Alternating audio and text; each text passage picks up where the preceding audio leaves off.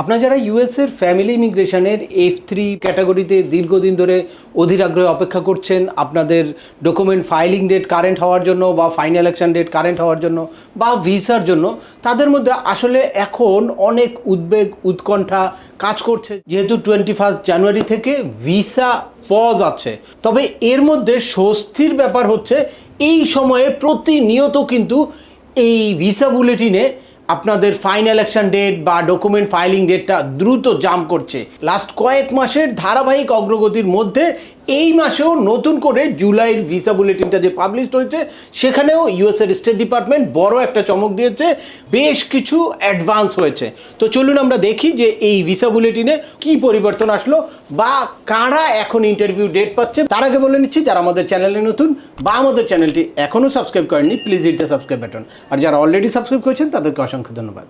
আপনারা যারা বিভিন্ন ক্যাটাগরিতে ওয়েট করছেন তাদের জন্য ভিসা বুলেটিনটা কিন্তু খুব ইম্পর্টেন্ট। আমি সবসময় বলি যে আপনারা অবশ্যই ভিসা বুলেটিনে চোখ রাখবেন। ভিসা বুলেটিনে আসলে দুইটা চার্ট থাকে, একটা এ চার্ট আর একটা বি চার্ট।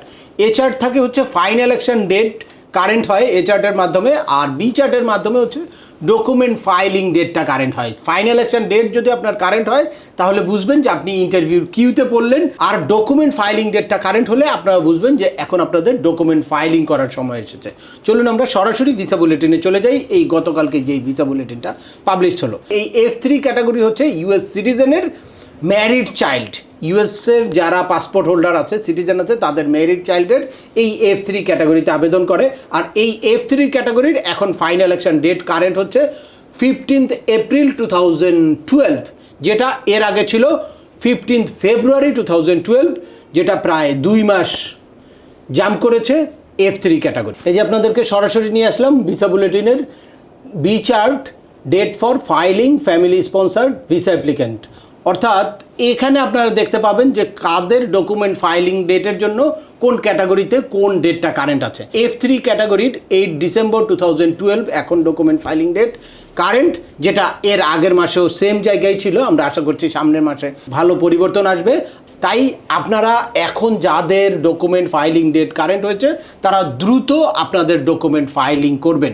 এক্ষেত্রে যখনই আপনাদের ডকুমেন্ট ফাইলিং ডেটটা কারেন্ট হবে তখনই আপনাদের হাতে যেই ন্যাশনাল ভিসা সেন্টার থেকে কেস ক্রিয়েশন লেটার বা ওয়েলকাম লেটারটা আসছে, সেটা দিয়ে আপনাদের কেসে ঢুকে কেসটা রিভিউ করতে হবে। যদি নিজে বুঝেন তাহলে তো ভালো, আর না হলে কোনো এক্সপার্টের সাথে যোগাযোগ করে তারপর দেখতে হবে যে আপনার এখন কি করণীয়। তো আজকের ভিডিওটি আর দীর্ঘায়িত করছি না। আশা করি এই ভিডিও থেকে আপনারা এই 2026-এর নতুন ভিসা বুলেটিন অনুযায়ী কাদের ফাইনাল অ্যাকশন ডেট কারেন্ট হলো বা কাদের ডকুমেন্ট ফাইলিং ডেট এখন কারেন্ট হয়েছে, এবং ফাইনাল অ্যাকশন ডেট কারেন্ট হলে ডকুমেন্ট ফাইলিং ডেট কারেন্ট হলে আপনাদের কী করণীয় সে ব্যাপারে ক্লিয়ার একটা ধারণা পেয়েছেন।